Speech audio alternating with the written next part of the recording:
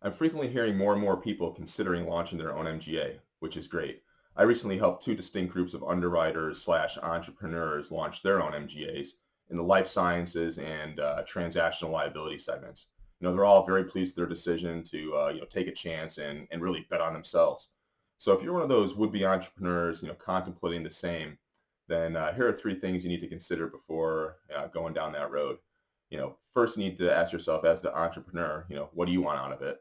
And then, the second piece is what do investors want? And the third piece is, what does your carrier partner want? So as an entrepreneur, what do you want? You probably have some good ideas. Freedom. You're not going to be restricted by any, company bureaucracy. I don't know how many times I've been in one meeting after another meeting to discuss another meeting, and you walk out of that meeting scratching your head thinking, okay, nobody wants to be held accountable, and that was just a colossal waste of time.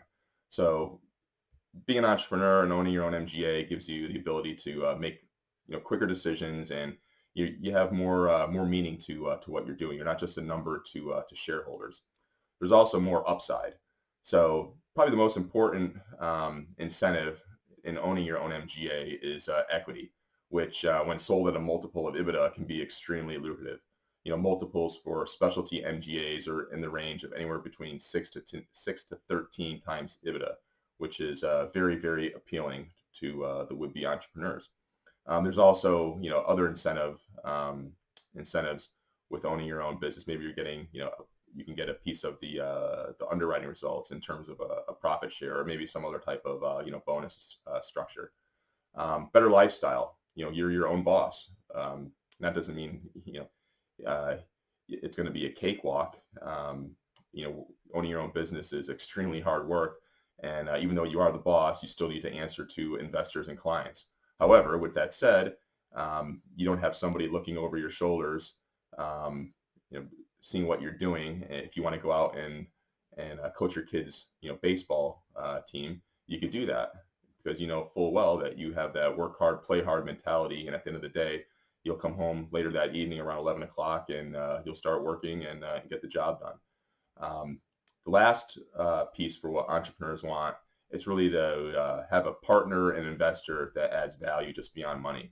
They should be trusted strategic advisors that can help you grow your business, whether it's industry experience that they're bringing to the table, or maybe it's infrastructure or carrier relationships or distribution. Maybe there's past successes. What else are they bringing to the table besides just the cash component? And again, investors that have infrastructure and a proven track record is going to be very important to insurance companies. Now, what do the investors want?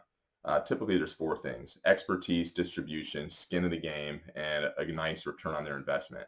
So, expertise, underwriting acumen in a segment or improving the delivery or distribution of an insurance product, which requires little judgment, is something that they're going to be, very interested in. So you need to know your craft. You need to know it well. And as far as, bringing some type of a slick new platform, and you're an expert in that technology piece, that's going to speak volumes too. They're looking for something that's unique, and again, they're looking for your expertise and help guiding them in that regard. Distribution, so what's your following? Do you have the connections on the retail side, the wholesale side, or is there some other third party channel that you're going to tap into? Skin in the game. So this usually means putting your own money into the venture. It doesn't have to be a lot of money, but it should be meaningful. So in the event that you lose that money, you're going to feel the pain. So again, this really helps with the alignment of everyone's interests. Um, and then from an investor perspective, probably the most important aspect for them is their ROI. Your investors aren't a charity. They're going to want to see a nice return. And again, with the multiples being 6 to 13 times EBITDA on average, um, there's definite upside, from the investor's perspective. The most important component to launching your own MGA will be having carrier support. Now, the carriers want partnerships with a proven track record of success.